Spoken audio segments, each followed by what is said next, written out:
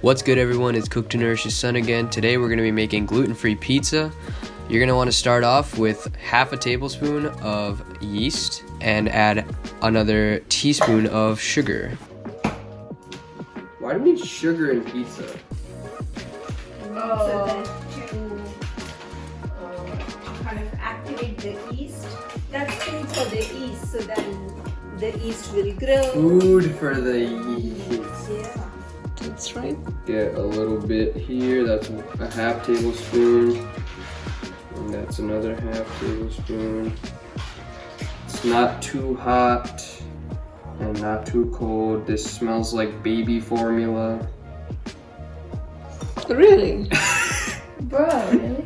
I kind of.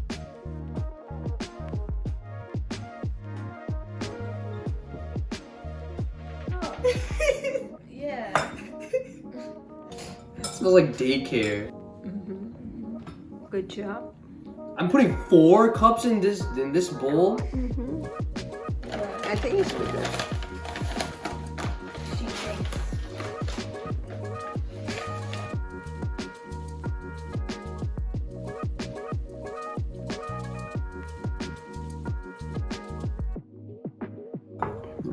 Mixing it. Now mix that up a little bit and then you add the water slowly. So yeah, as my mom said, add the water as you mix the dough. The amount of water that you need to make a dough with good consistency could actually vary.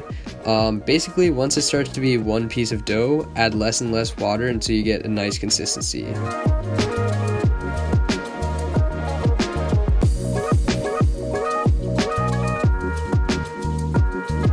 Once you get the dough to a good consistency, add a little bit of olive oil to it, throw a cloth on top, and let it rise for an hour.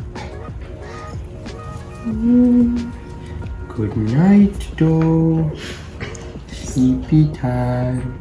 Okay, so I'm cutting onions. These are mushrooms. So for the toppings, we chose to go with onions, mushrooms, and garlic. We chopped up half an onion, 2 mushrooms, and a clove of garlic and let that simmer.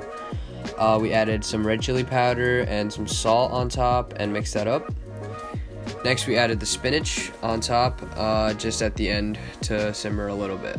We also decided to add some bacon to this pizza, so we fried it until one side was golden brown before adding it onto the pizza. Once you've let the dough rise for about an hour, you can take out half of it to spread out on the pizza pan. But before you do that, make sure you spread oil on the pan and spread it evenly so that the dough doesn't stick. You can spread the dough with your hands to try to make it as even as possible. Once you have a good circle done, you can start poking holes in it with a fork, and that allows it to cook better. You don't have to be that aggressive.